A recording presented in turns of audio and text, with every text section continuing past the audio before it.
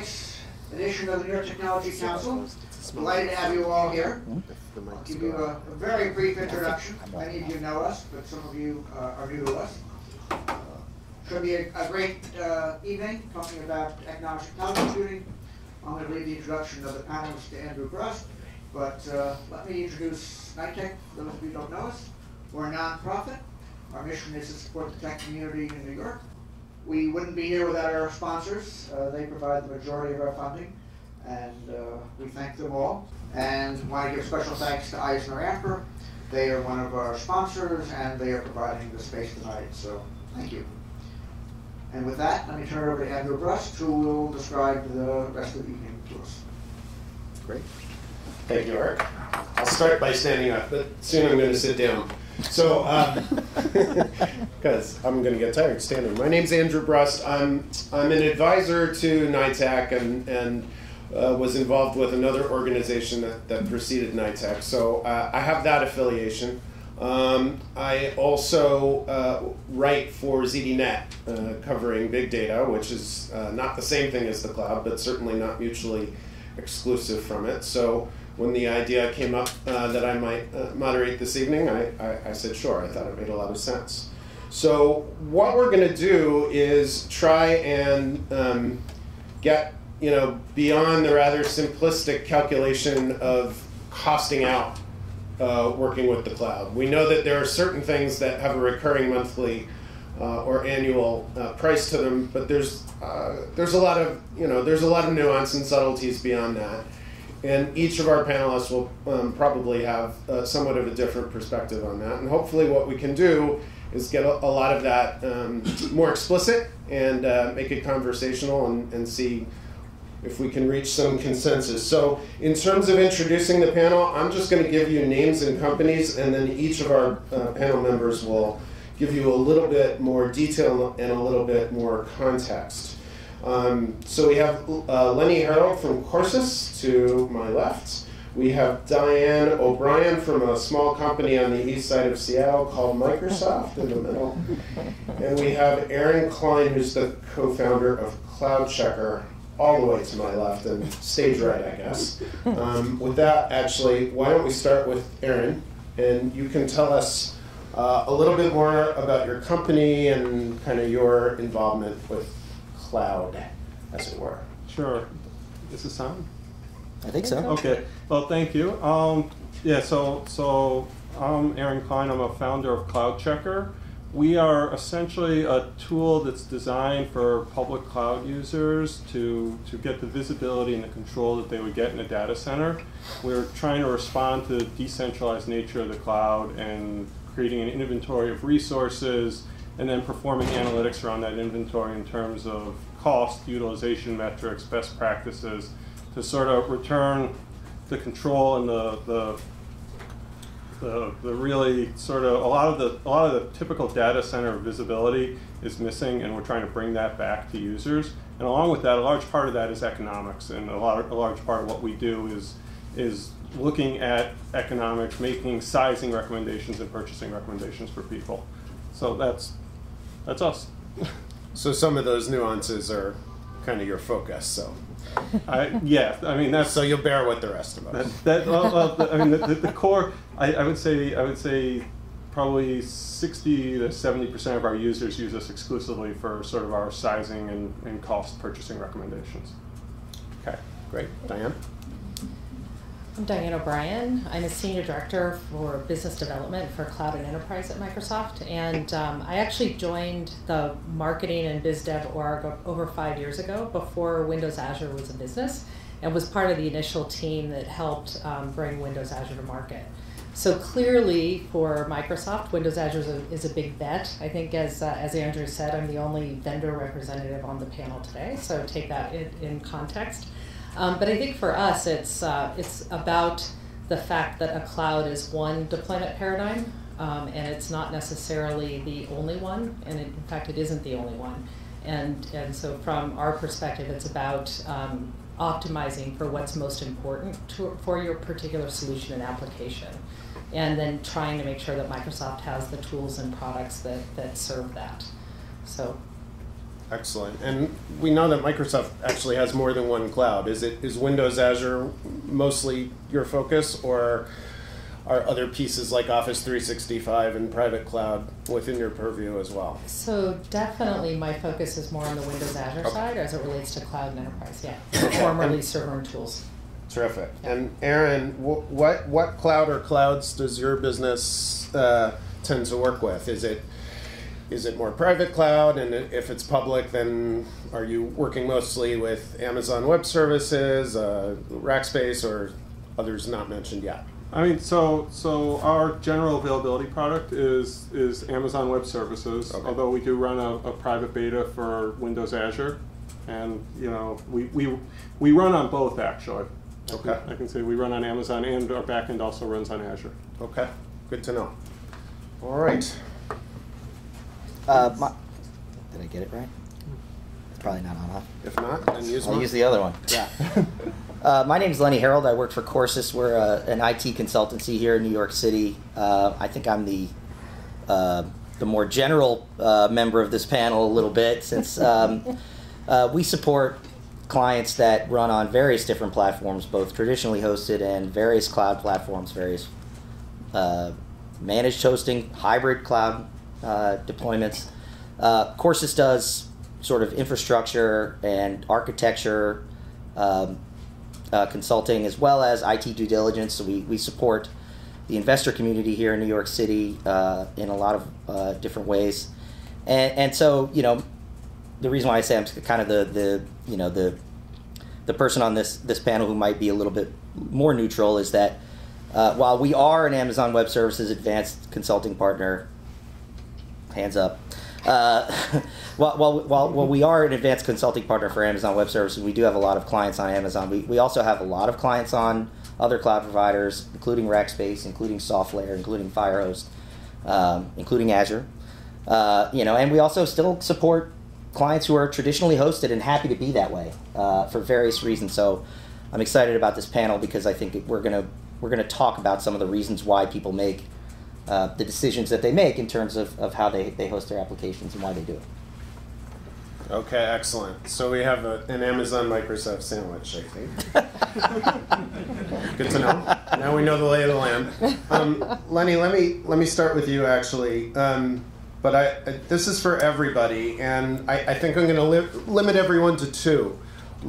Let's try and tease out, beyond paying for compute and storage.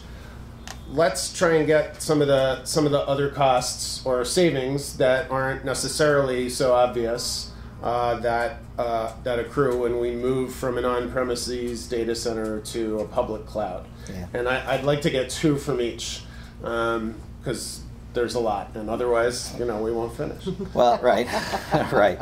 So I don't know if anybody can hear this, but you can hear. So I mean, in terms of what cloud computing costs, I mean, obviously there are instance costs, and the way that instance pricing works varies somewhat by platform. Amazon has, I think, what Amazon's been around a little bit longer, so they have a little bit more developed cost savings paradigm, cost optimization paradigm than maybe the other platforms do. But even Azure has sort of commitment-based, both timing commitment-based and spend commitment-based discounts. Yeah, okay. Sorry. No worries. But there are a lot of other concerns. I mean, when you're talking about the way your application is hosted, you're not necessarily only talking about your production environment. You could also there's disaster recovery, there's your development and your staging environments, and when those environments are physically hosted, I think the misnomer that a lot of people fall into is that the cost of a server divided by a 36-month period, is how much that unit costs to operate for 3 years, but that's not really true. You still have to pay for all the networking gear, you still have to pay for bandwidth, you still have to pay for the people who manage these things.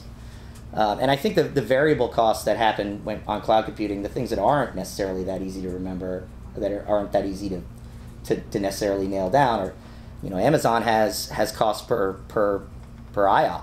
They have their bandwidth costs, where when you're traditionally hosted, you're probably going to buy a chunk of bandwidth on a regular basis, whereas on Amazon you're gonna sort of pay as you go. So I think there's other than compute and storage resources, there's sort of like a usage paradigm that isn't so obvious. All you can eat versus everything being kind of metered. Mm-hmm. Okay. Well, thank you, because to be the first person to answer that question is a little tough. Our other two folks have it a little easier because now they've heard what you've said and they can respond to some particulars. Is your mic good?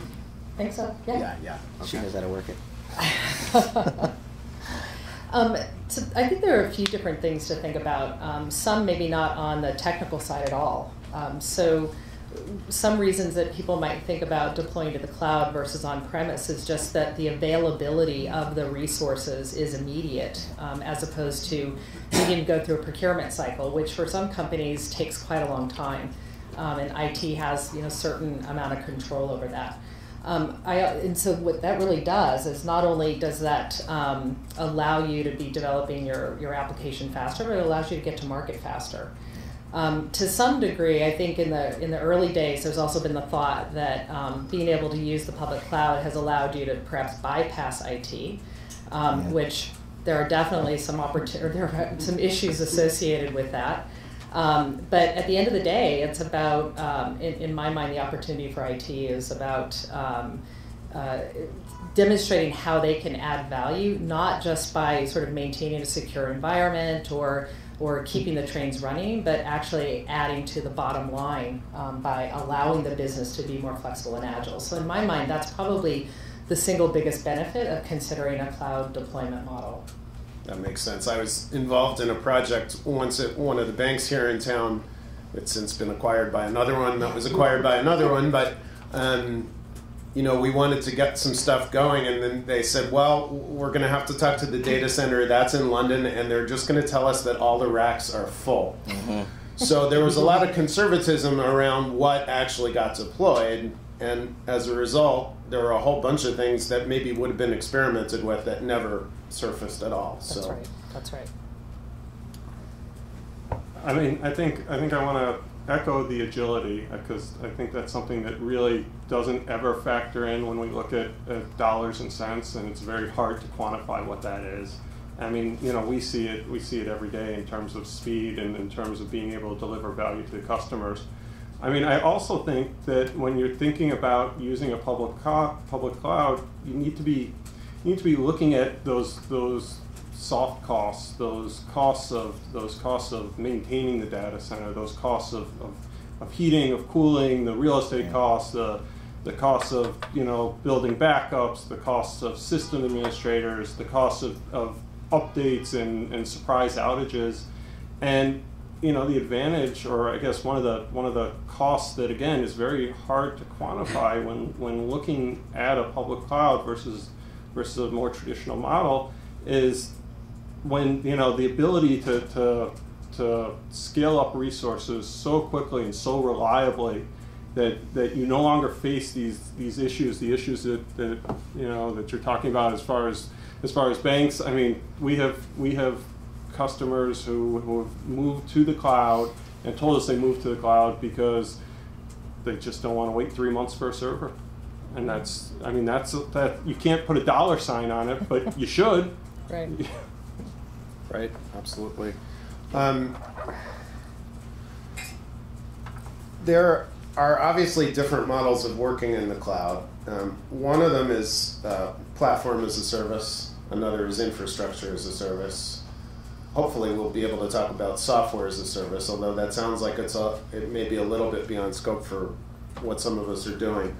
But I'm wondering if, and let's start with Diane, because Windows Azure began as a platform as a service only cloud, and then eventually, let's say, moderated that position and it introduced an infrastructure as a service component, which seems somewhat coincidental with some added momentum for the platform. But staying specific to costs, and especially now since you're delivering both, what different kinds of cost calculus are you seeing with platform versus infrastructure? And what kind of adoption curve do you see over the next 5 or 10 years for industries to pick up on that? For sort of one versus the other. Mm-hmm. Yes. Yeah, so I think if you're doing a purely intellectual discussion, I think most people would say platform as a service. Of course, that's the way to go, because at the end of the day, you can offload a lot of that system administration work, the patching, the updating, and so forth. You can really focus on the application and business logic. And so really, platform as a service, it is best optimized when you're creating an app from scratch. That's when you can really take advantage of all of the plus sides of it. And so it really lends itself well to new businesses or businesses that are really born in the cloud. And I think what we saw was that, well, from a theoretical perspective or an intellectual perspective, platform as a service is definitely the future. The reality is you need bridges and on-ramps to get there, because you have a whole lot of legacy applications out there, legacy solutions, and companies are looking for ways to be able to manage their cost structure to take the optimal advantage of either deployment. So when I was saying it during my intro that, from our perspective, it's not an either or, it's really a hybrid model, and it's a hybrid model for the foreseeable future. So I would say that infrastructure as a service for existing applications is easier for people to sort of make that initial cutover. They don't necessarily have to think as hard about how their application is going to perform. They don't need to think as hard about how to optimize for the scale out benefits that you get from a cloud. It allows you to sort of dev and test a little more quickly and get your feet wet. But I think if companies really want to get the best advantage of the cloud, it will ultimately mean re-architecting it to really get the full scale out benefit. So and I would say that, when we first launched, we were trying to make that PaaS versus IaaS differentiation, and we were really trying to sell the difference. I think rather than speaking about adoption curves of either or, I actually view that over time, as providers like us, where we sort of go down the stack, and then other competitors move up the stack, I think you're going to see a lot less differentiation between either deployment mechanism and a lot more blending. Because I think you're going to find ways that somebody might start with IaaS and move to PaaS, or start with IaaS and use PaaS elements, or have PaaS for one part of their application and IaaS for others, just depending on the languages that they're using and so forth. More positions across the spectrum. That's right. And so in my mind, I almost think that it's becoming somewhat of an artificial differentiation. Excellent. Lenny, can you give us some of your views on this? And if you're doing a lot of work with Amazon, tell us what the Elastic Beanstalk business is like over there. Well, I mean... And that's the platform as a service option on the Amazon Web Services stack. Right, and AWS has done a lot of work in that regard. I mean, it started out as sort of a very specific offering in terms of the actual application stack that it supported, but they've been adding different versions there. But the thing about Amazon is that they offer a whole bunch of tools to sort of speak to that kind of like hybrid deployment model of sort of saying, well, we've got infrastructure as a service, but we want to use various tools in order to kind of make it more templatable in terms of an environment. Like CloudFormation comes to mind in that regard. But in terms of platform as a service, I agree with you in that idyllically that's where people want to go, right? But the problem that we run into time and time again is that they're thinking about this decision where they're like, okay, maybe I want to move to the cloud. How do I take my application as it exists today and make it work on the cloud? And it's more often than not, I find that the tendency is to forklift as opposed to that re-architecture movement, which you talk about hidden costs.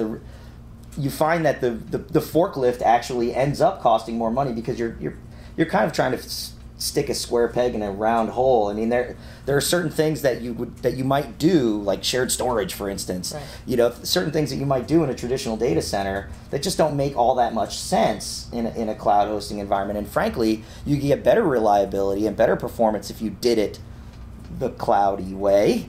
But that re-architecture effort feels so heavy, So that ends up being the decision a lot of times. It seems like a big sort of lure of the cloud is reducing what we like to call in the business, right, reducing friction.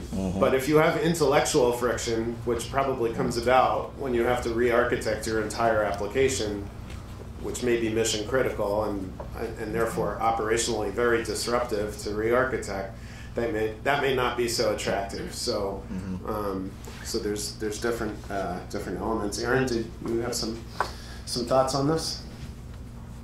I mean, I think he covered it pretty well in terms of, you know, what people look at. I mean, we certainly see a convergence of infrastructure and platform, you know, and as Microsoft has moved down and others have moved up. I mean, I think there's one other sort of part, if we're just talking about cost and the cost associated with moving to the cloud.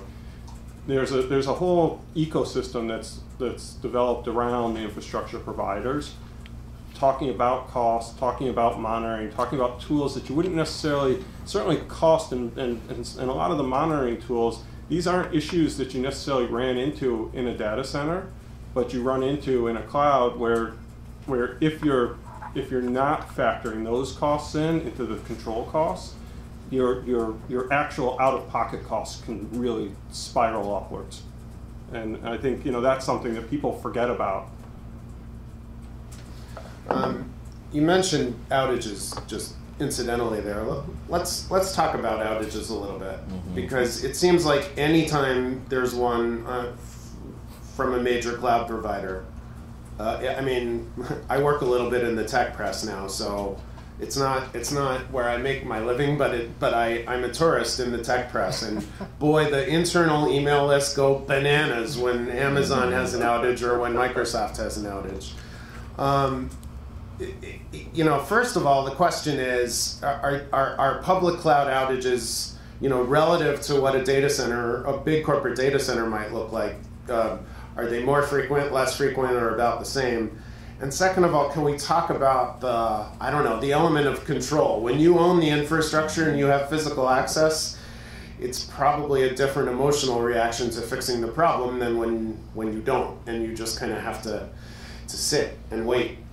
Since, Aaron, your business is so focused on all the different elements of cost, I imagine this must come up because obviously outages can be monetized pretty quickly depending on the customer. So what I don't know. What's the spectrum of stuff you encounter? Yeah, I mean, I guess our take on outages is that the press is really sort of overblowing it. I mean, to be honest, it goes back to some of what Lenny was saying. If you're architected for the cloud, the outage itself is not particularly significant. I mean, if you're architected correctly and US East goes down in Amazon, you're just going to kick over. You lose the availability zone, you're going to kick over to another one. You lose the region, you're going to kick over to another one. And so there's an architecture issue that's involved. I also think, like, when we think of outages, and I'm going to say, I don't think that outages are any more prevalent. I actually think they're probably less prevalent in a public cloud than they are in a private data center.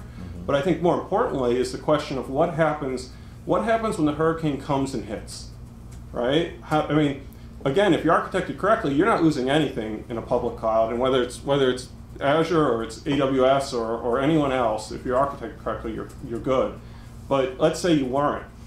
You can get resources right away in a public cloud. You can move yourself over and get yourself up and running. You know, the hurricane, there was a big thing in the press last June when an Amazon data center went down. But ultimately, everyone's up and running in 12 to 24 hours. If you own the data center, you've got to fix it. You own the problem. And I think that's a huge cost to think about. I mean, I think you're right that people have control and it's sort of nice to be yours, but then again, you want to ask yourself, do you really want to own that problem? Others? I think that when people I should point out that sometimes Amazon and Microsoft share facilities, and the outages come into both. That's happened once or twice.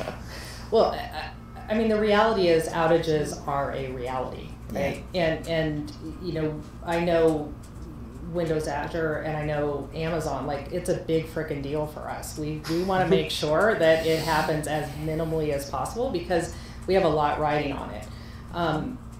That said, you know, I think when people think about putting their stuff in a public cloud, there's this natural tendency for them to think, oh, I don't have to worry about disaster recovery or business continuity anymore.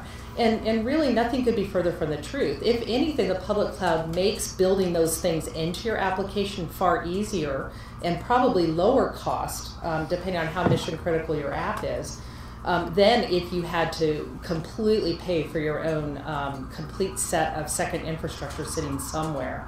So I think it's about people just understanding what they're getting themselves into, and more importantly, recognizing that they're not offloading some key responsibilities that they have around their app.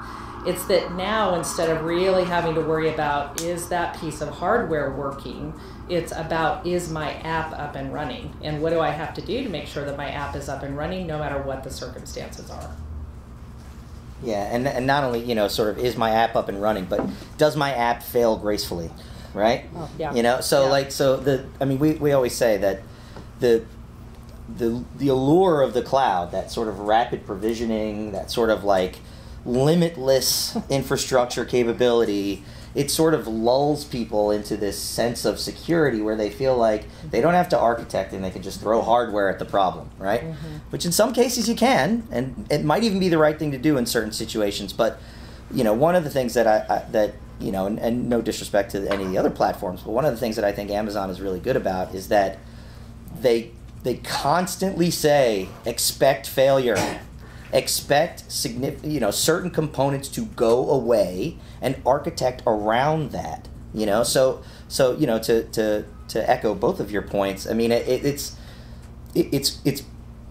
fantastic, the capability that just about every cloud provider out there, they're offering multiple data centers within the U.S. and usually several outside the U.S. The barrier to entry to have reasonable disaster recovery that actually works in real life is so much easier with a cloud platform than it is, when that's all coming out of your pocket. Right. But the idea of actually understanding those failure states and understanding that they're going to happen. Absolutely, you're going to lose that storage at some point. That one instance that you try not to think about because you know that when it goes down, it's going to be a problem. You're going to lose it. If you don't architect around that, then it doesn't matter that you're in a cloud or a traditional hosting environment. And I come from an operations background, and I know people that work at Amazon and Yahoo and Microsoft and various really big shops, and we always sort of make fun. Like when you're in the data center and you bump into that cable and the piece of hardware shuts off. It's like, if you're that guy at Amazon, that's on CNN 10 minutes later. So the idea that cloud outages happen more often than traditional data center outages is silly in my opinion, because they're just more publicized, and Sure. than when you're managing your own gear. And if Amazon S3 goes down, it affects Netflix. If your data center's power goes out, maybe not so much. Right, exactly. Well, can I just add Please. something to that? Mm-hmm. I mean, and we get a lot of press that if S3 goes down, it affects Netflix. But Netflix, for all of their sophistication, if they've architected themselves a little bit better in that respect, it doesn't affect Netflix. Mm-hmm. Yeah. So they ought to design for failure more, I think is what Right. you're saying. Yeah. That's interesting. Okay. Are there more comments on that? I don't want to squelch anything out. No, please. Okay. Let's talk a little bit about regulation, if that's okay. It seems like it's almost a foregone conclusion that certain industries, and specifically financial services, healthcare, and government, it's almost accepted on authority that they just can't work in the public cloud. That's usually the premise for a lot of stuff that I read. And then, then it goes on from there. Now, that's especially poignant in New York City, because we're the financial capital. We're in many ways the healthcare capital, and there's certainly plenty of government. We're not Washington D.C., but between the state and a very bureaucratic city government, there's a lot going on. So, ought that be a foregone conclusion, or are there things that can be done? Is it an impasse? Or are there things happening, or could there be things happening such that those organizations and those industries actually could be moving out to infrastructure beyond their own data centers? I'm not calling on any one of you because I want to see who's most motivated to speak to. I think it is a pendulum that is swinging. And I think you've already seen the pendulum swing for a number of industries where 5 years ago they wouldn't have dreamed of deploying anything to a public cloud. And to some degree it's larger enterprises are more risk averse, so they're slower to change. So it's much of the sort of the crossing the chasm of technology adoption. Some of it is regulatory, where the regulations just simply have not caught up with the technology. And so I think what happens is that as you do have the technology adopters, the early adopters, starting to adopt and have success, and more importantly, it's not just a matter of, hey, you didn't have a problem and it didn't go down. It's like, hey, that guy's getting further ahead of me in the market because he can be more flexible and agile. Mm-hmm. It's amazing how people's perspectives will suddenly change if they feel like they're losing momentum in the market. I do think that, so I think as it relates to financial services, I think you're going to start to see more and more pressure probably for them to experiment more for those areas where it is okay for them to use the public cloud. Maybe we're already seeing it in the analytics space where you're not talking about data that's as sensitive. Mm-hmm. I do think healthcare and government will be slower for I think the obvious reasons. To some degree, government is slow, less, I believe, Diane's perspective on the world, that it's actually much more politically motivated as opposed to really concerned about the sensitivity of the data. Mm-hmm. Because in many instances, governments, rightfully so, are looking for ways to generate business in their specific economy. So they're concerned that if suddenly you have these massive data centers that are located outside of their country, that you're really sort of taking some of the economic value away from them. So again, I think you'll start to see governments test and try things out because again, I think the economics are so compelling that I think they're going to want to find ways to leverage it as much as they can. But I do think that there will come a point where they'll say, we can go this far and no farther, and I think that that's probably okay. I even think that from the regular business, not so much from a governmental perspective. I think where it relates to really critical IP, really, really sensitive data, I think I don't know if companies will ever feel comfortable giving up control over that. Who'd like to go next? I'll go. I'll take a opposing view maybe to the last Mark. I mean, I think we're going to see everyone moving to the cloud because I think the economics are just so enormously in the favor of using the cloud. And when I think of sort of important data, I hearken back to, say, the Salesforce model. And I think all of us 10 years ago could never imagine putting our business's most valuable data, which is really our customers, and giving all of our customer information and putting it into Salesforce.com or something similar. And nowadays, I mean, that's commonplace to be using a CRM and to be using really a SaaS version, letting this data go. I think the security issue, I guess to my simplistic mind, it's not a real issue.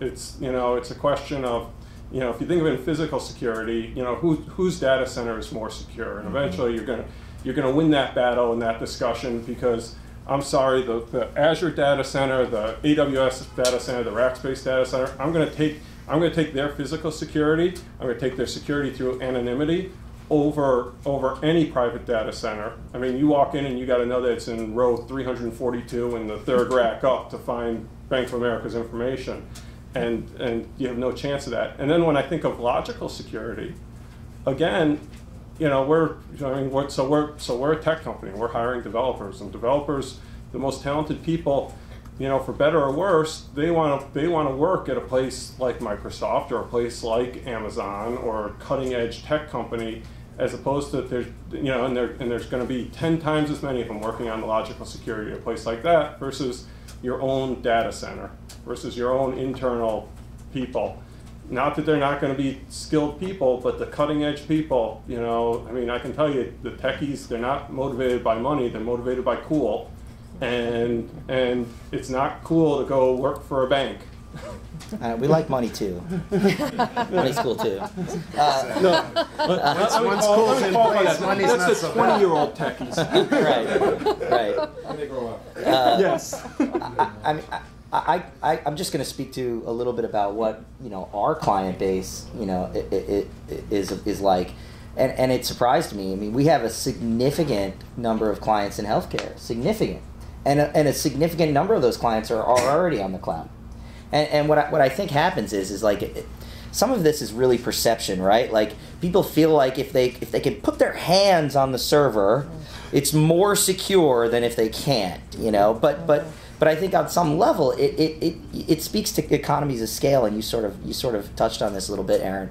In that an organization like Amazon or like Azure or like Rackspace hosting this sort of infrastructure management is what they do. Like this is their focus. So I think that using these cloud platforms, you're going to benefit from those economies. And I mean, like just speaking again to healthcare, we have lots of, I'm going to use no names to protect the innocent, but we have lots of clients, healthcare clients, who are hosted traditionally, and they have very significant regulatory concerns, very significant and very precise controls around how they store data and how they encrypt data.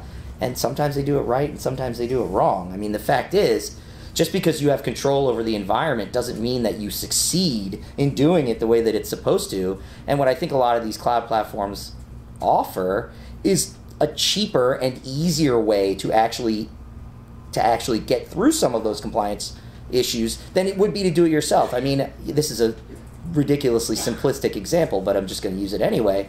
I can encrypt data on an Amazon S3 bucket with a bucket policy, and I know that that's strong encryption. I know that those keys are managed well, and I don't have to think about how to do that myself.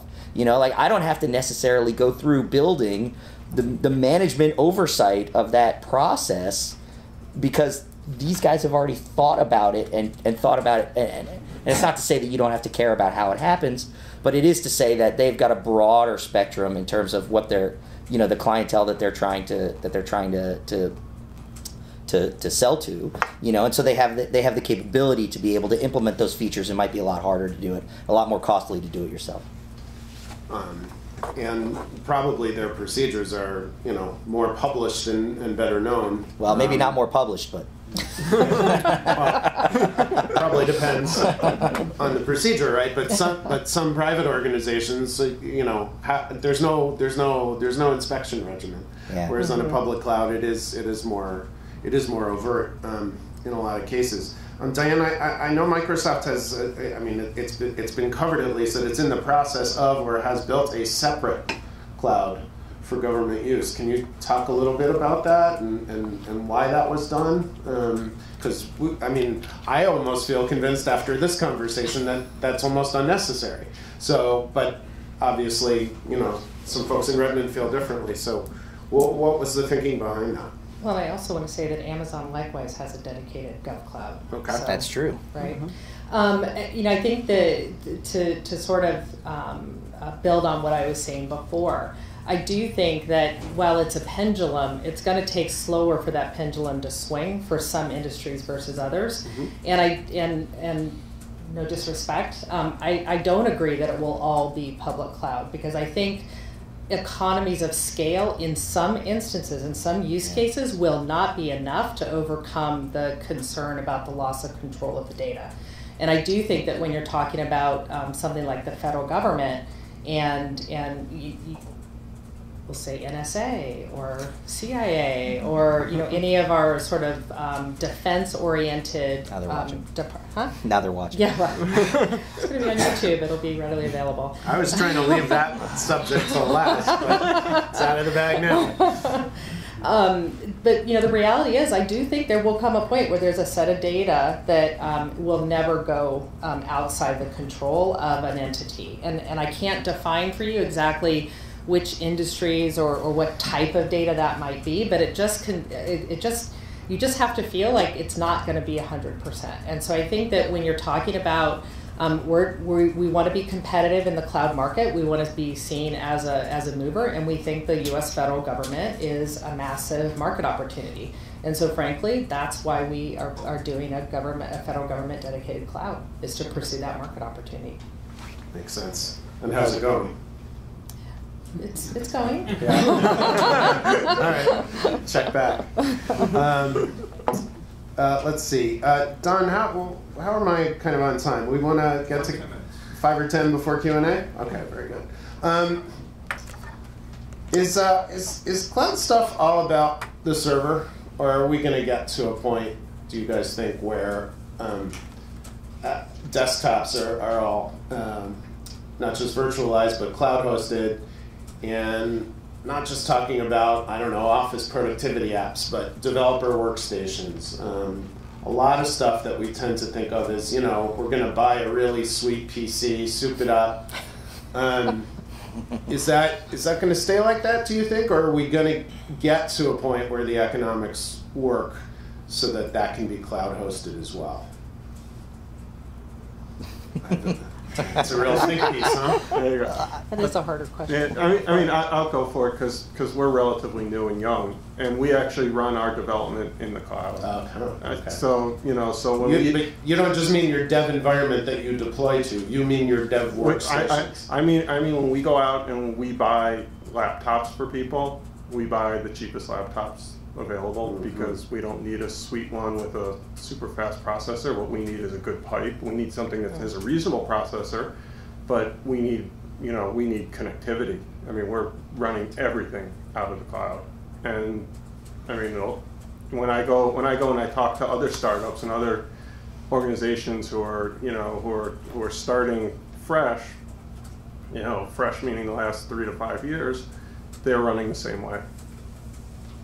And are you building out developer images that you can then just, is the whole ease of deployment a factor here as well? Is this something you can get set up really quickly? I mean, So I mean, definitely we have our machine images. We have, and it's easily replicable, and it's very easy for people. I mean, I think part of it is also the nature of what we're seeing from developers, and not necessarily needing people on site, and not necessarily needing people working from wherever, whenever, on what they want, able to access information, able to pull it back up. It's all of it. It's the agility. I mean, even on the development end of the world, it's you're more agile if you're using a cloud.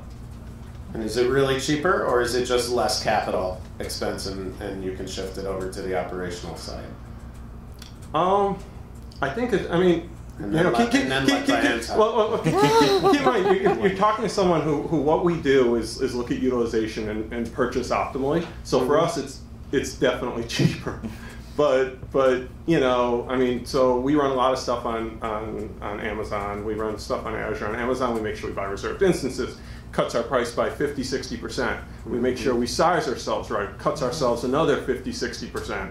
So if you were say just going, I don't know what I need, I think I'll take a large and I'll run it on demand, your prices, when you ask me, it's cheaper for us, but your prices might be 7, 8 times what we're spending, and then it might not be cheaper for you. I'm not sure, I guess is my very simple answer. I think, first off, I think there's some pretty big technology hurdles that need to be overcome. Mm-hmm. So when you think about, for example, bandwidth, do we really believe that the existing pipes are going to be sufficient to serve the sort of the geometric or exponential growth in bandwidth demand? I don't know. So if that's the case, then I think we're going to have to focus a lot more on WAN optimization technologies. I think you're going to need compute acceleration technologies, because I do think that there are some applications that are super, super heavy in terms of, if you think about like a rendering app or something like that. But assuming you could overcome that, I think you could see a lot more of it. But is it going to happen right away? I think like anything, I think it's going to take a little time. Yeah, so it may be a bit utopian right now, but... But don't you think, but it's a goal. At least from Microsoft's perspective, don't you think they're going to a more and not just Microsoft. Don't you think they're going to a more interactive experience in terms of like regular sort of day-to-day, I'll call it desktop, but that's not really what it is anymore. I mean, look, it's not a laptop, right? And you know, you can touch that screen and you can sort of like interact with it in other ways than with a keyboard and a mouse. So like, I mean, I think that the actual experience of the way people manage their desktop interaction might be a little bit different. But I mean, tangentially to your question, but I think it's an important point, you know, is licensing. And I think that a lot of what has driven cloud adoption over the last 3 or 4 years, you know, is you know, companies like Microsoft and companies like Oracle, you know, sort of like getting with the program, for lack of a better way to put it, and understanding that they need to have a response for that sort of pay-as-you-go license model. Like, so in 2007, the Amazon product team came to the public company, who I won't mention, where I was working at the time, and said, you know, what could we do for you to run everything that you do on AWS? This is just an example. And I said, well, how do I run Oracle on it? You know, like, not just how do I technically run Oracle on it, but how do I license Oracle on it? So when Amazon came out with, when Amazon convinced Oracle, presumably, I don't know how that, would have loved to be a fly on the wall in that conversation, but because Oracle licensing is a huge, complicated thing, but giving customers the ability to get access to a product like Oracle without making a giant upfront spend and being able to experiment, to architect around that without having to make a huge long-term commitment is a big deal, and that's a shift in the marketplace that I think is just recently happening. Yeah, licensing Windows desktop likewise is a tricky thing. Right. But I think, but to Lenny's point, I think you're seeing all of the key vendors, they're starting to get it, and they're starting to rationalize it within their overall business model. Like, how can they make this work? And, you know, because it is all about still making money too. It's you know, it's always a balance point, I suppose. But in my mind, I'm going to assume that the licensing stuff gets figured out, just because I think the market momentum is such that nobody can go against it. I think it's, you know, so assuming that's the case, that's why I think it's the technology that needs to catch up a little bit. I think maybe now it makes sense to open up to the audience for some Q&A. Gentleman in the front, sorry, 3 rows back, and then this gentleman in the front. So I guess it's targeted at the woman from Microsoft. Is Microsoft or other vendors, are they, at least for the government, you're doing a government cloud, a federal government cloud, but you know, if UBS wants to build a cloud, you know, for their IT, within their IT organization for all of UBS, is that, I mean, that would still be within the corporation. It would seem to me that it would be very agile and easy to deploy for people around UBS to do that. Is that something that you are looking to support, you know, large corporate clouds that are flexible? And can everyone hear, or would it be helpful for me to repeat the question? Repeat it? Okay, so if we're using the example of a special cloud for government use that Microsoft invested in, then the question is, might Microsoft, or for that matter Amazon, do the same for large corporate entities? The specific example was UBS.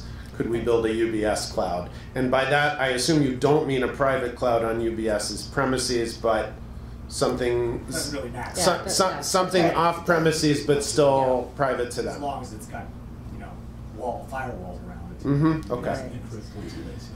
So, because we believe that it's not an either or, yes, we will have products and services that allow companies that want to have a large private cloud environment to be able to deploy and operate it much like a cloud.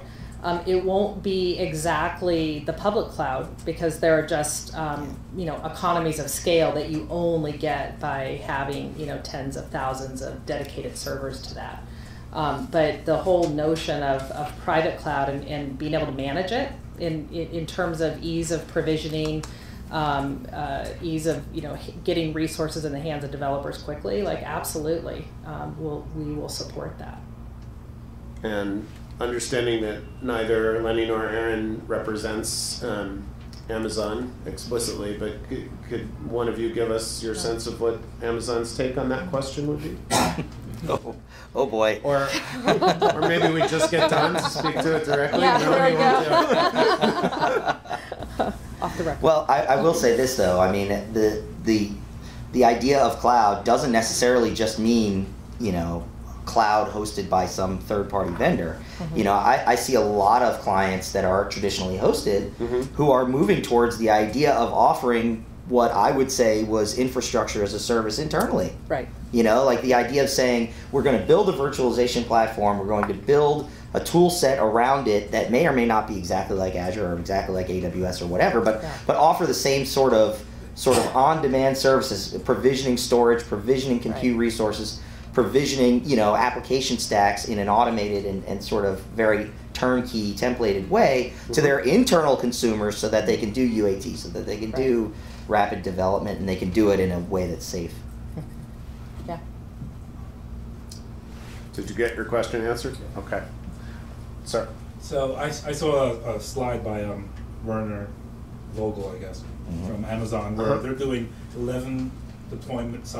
one deployment every 11.6 seconds in Amazon across 10,000 servers. So the question about the architecture is really, it's when it's well architected, you can do this kind of stuff. But my question for you guys would be, what type of customer would you look at and say, oh no, you don't want to put this in the cloud? What would that customer profile look like? Because the question is really cloud versus NOC. This group is probably on the cloud side, but who would you say, no? So if we're customer profiling, what's the profile for a customer who really would make a particularly not good candidate for the cloud? Assuming you can architect it properly. Yeah. Which is why I said I led with the Amazon Want to go website. first? Sure. Go ahead. I think when you look at the different workloads that are sort of particularly cloud friendly, they really stress where you have unpredictable demand, or you have demand that will scale up and scale down, even if you know that it's gonna happen.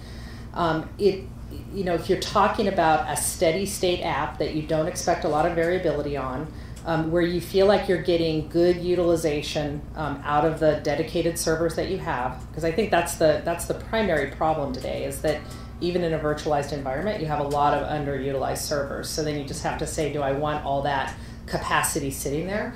But if you've got a very tuned environment where you feel like you couldn't optimize it anymore and you don't have to worry about spikes in demand, and even in that case, if you thought that you could just handle the spike in the cloud but otherwise run the rest of the time on premise, I don't know, maybe the economics aren't quite there for doing a complete public cloud But deployment. then what about the disaster issue? If in that steady state, running, economically stable environment that's in the basement. So the follow-up was, what about disaster preparedness and recovery? I'll take this one. In that case. I mean, we see a lot of customers who do on-premise production and disaster recovery on a cloud provider. We see other customers who do production on one cloud provider and DR in another. Right. So that happens quite a bit. And I think, to what you were speaking to, it's not necessarily what clients make sense for the it's really what applications make sense. And I think that there are even though it changes every single day, and I'm not even exaggerating, changes every single day, the capabilities of the various platforms and what they're offering in terms of instance profiles and sort of like the mix of resources that you need. Some applications really need a very, very specific group of a very specific resource requirement that might not be that easy. And I think all of those, the two that come to mind right away are Oracle and Magento. I mean, like they both are challenging from a licensing perspective, and they're challenging from a resource perspective, just in the profile of what they want in terms of resource availability. So in cases like that today, it might be easier to, when you could go to Dell or HP or whoever and say, I want this specific configuration that's going to meet the system requirements of this specific application I'm going to run on it. But I think even those guys would say they're trying to get around that. They're trying to get to a point where they can be more cloud friendly as well. Okay. Sir? And then 4 rows back. So sort of an extension of the previous gentleman's question. Can you answer a similar question in terms of capital versus operating expenditures? What would make sense, either perhaps on demand versus reserved, or on demand versus traditional data center? How does the CFO think about answering this question? And sorry, your question is specifically around what type of application / customer would... More along the lines, sometimes it's not always a technology conversation or technology decision. It's sometimes, at least as a CFO, as a seat at the table. An accounting question. All right. So what? Yeah. So what are the more purely business financial aspects to this? And I guess to kick it off, the question of operational versus capital. But I think you meant it more broadly than that, right? That was just kind of a way to anchor it. Yeah. I mean, I think it goes back to what is your workload. I mean, again, I think if you actually account for all of the costs from a cloud versus non-cloud perspective, I still think that the cloud is going to win out, simply in the same sense that you wouldn't want to architect your own data center for a sort of maximum capacity. Conversely, you could always use the cloud at that edge of capacity. So people come and people talk about, say, storage, and people go, oh, and I've heard, oh, cloud storage is very expensive. And cloud storage is very expensive if you were going to buy that exact amount of storage and you were comfortable that you weren't going to have to increase it and you weren't going to have to change it. But the reality is, if you needed 5 petabytes of storage, you're probably going out and buying 10. You're buying arrays to support 10. You're not buying 5. So I think the overall economics are always there. Now, to get to the specific question of upfront versus non-upfront, for example, you're talking reserve versus non-reserve. I think that sort of question is one of predictability, because there's plainly cost entering in there, and you need to have a sense of your business. I know Amazon's tried to make it easier with creating a secondary marketplace for selling for when you make the wrong decision, but the reality is that marketplace is still very embryonic. And it's one of those where when that marketplace really takes hold, you should err on the side of buying reserved, of putting some of that. I mean, it is CapEx, I guess, in that sense. I don't know, I'm not a true accountant on it, but I think you can err on the side of buying more. But before you do that, you want to make sure your utilization is right, and then so your first step is utilization, right? You're looking at it. Your first step is, what's our utilization look like? Are we oversized? Are we undersized? Do we have enough? Do we have too much? When you're confident on that, then I think the economics are always in favor of buying reserved. When I think about it from a CFO perspective, in addition to I think the predictability, which I agree with, I think the CFO is also concerned about cash flow. Mm-hmm. And so many times, if you're in an environment that you feel like it's pretty risky, you're not sure about your credit availability, or your cost of capital is really high, you're going to have a desire to pay as you go, as opposed to buying up front. If you're in a more in a less risky situation, there might be very well reasons that you'd rather go ahead and pay that capital expense up front and get the benefit of whatever accelerated depreciation you might get for tax purposes and things like that. So I think you have to realize that sometimes it's there are some non-technically based reasons that a CFO might want to have capital versus OpEx. I think the other thing that's sort of interesting is that if you, as an organization, if in your management of your IT infrastructure, you were exactly refreshing your infrastructure just as it depreciated off the books. So if your average server depreciation is 3 years, day one of that 4th year, you're refreshing it and getting a new one, getting another server in, there's no real difference between capital and OpEx because you're spreading the cost of that server over that 3-year life. The reality is, servers tend to last a little longer, and sometimes your CFO is looking for any incremental savings that they can get that's like, hey, I'm going to depreciate that for 3 years, but I'm going to have it for 5, which means I've got 2 years that I don't carry that cost on my books. Yeah, I would totally agree with that. I mean, as much as everybody wants to say that they replace that server on day 1 of year 4, that doesn't really happen. Not happen. And I've certainly seen clients who have said to me, tell me why I should not buy something that I can amortize, rather than sort of weigh one versus the other. It's, this is what I want to do. Give me a good reason not to do it. Mm-hmm. I think it also depends on what your perspective is, right? Like from an investment perspective, you probably would want less long-term commitment. I mean, you buy that server and then it's yours. I mean, you mentioned the Amazon marketplace where selling reservations and whatnot. I mean, there are ways to get around a choice, whether if you make a reservation choice and then the landscape you made that choice around changes later. On Amazon, at least, there are ways to do it, but more often than not, if you buy something, you break it, you bought it. So it's like the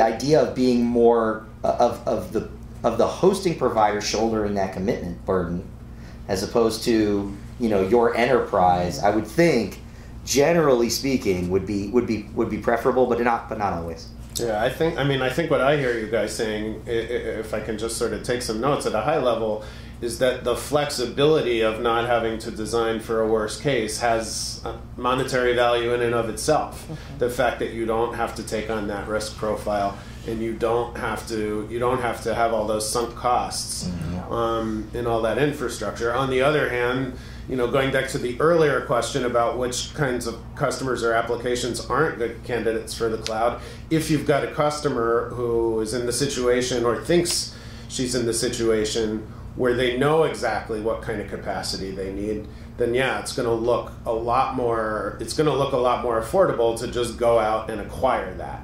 And then I guess the question is, in this era, how much certainty can people really have around that? I don't think we know. Can I add one more thing, though? I do think that the certainty is, or the lack of certainty that folks are still dealing with to some degree, is that programming to the cloud and having to worry about each resource that gets utilized, that's a very different way to think about putting your solution together. Mm-hmm. So, you think about, hey, it's really easy to go out and buy a couple of front end, a couple of back end servers, and, I practically get the storage for free, and, I can have a whole bunch of RAM in that, and I can just make it all work. I don't have to worry about optimizing for the IOPS, or I don't have to worry about binding up or having not enough RAM to actually operate, right? All you can eat can be pretty liberating. Exactly, and so I think you've also got to get over this notion of the reason that the cloud business models are the way they are is because we need the developer to care about the resources they're using and to develop their applications accordingly. That's a pretty big shift that we're asking people to make, and so that's why I think that there is still this desire sometimes to be able to say, please, can I just have a server?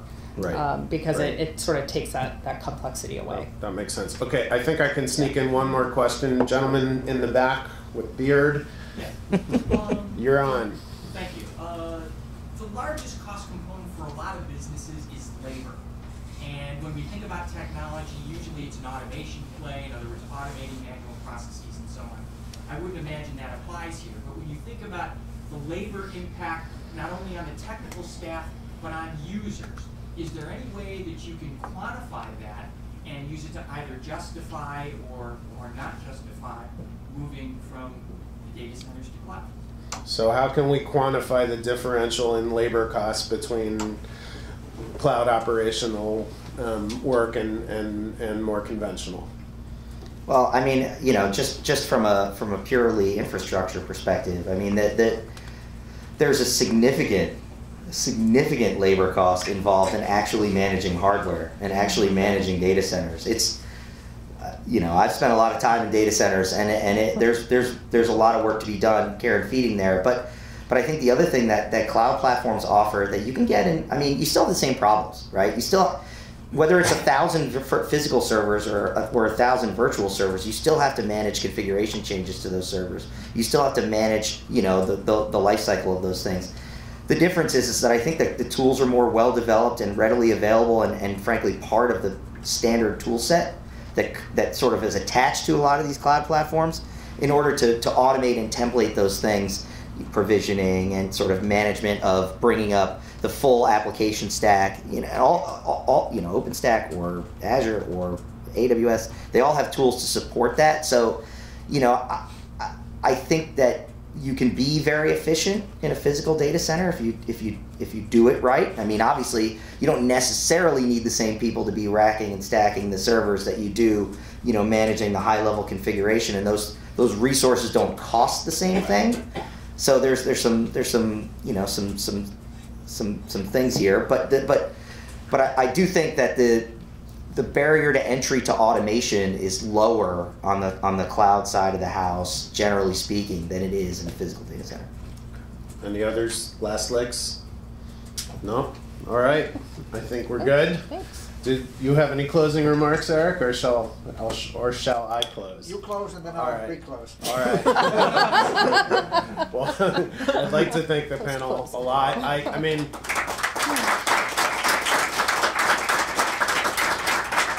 the audience as well. Those were really good questions, and they built well upon the conversation we were having. They weren't just sort of stray. Forgive me for kind of sitting this way while I was talking to everybody, but I was so intrigued by the conversation. That's why. So I'm glad I was here. Thank you for the opportunity, and I'll pass it back to Eric to close out. So let me thank the panel as well, and let me thank you, Andrew. Appreciate your moderating. Pleasure. And I need to thank Rose Klimovich. Rose is there in the back. And Rose is the one who organizes this cloud tracking events for NYTECH. So if you have ideas about future events, Rose is the one to talk to. And thank you all for coming here tonight. See you again soon.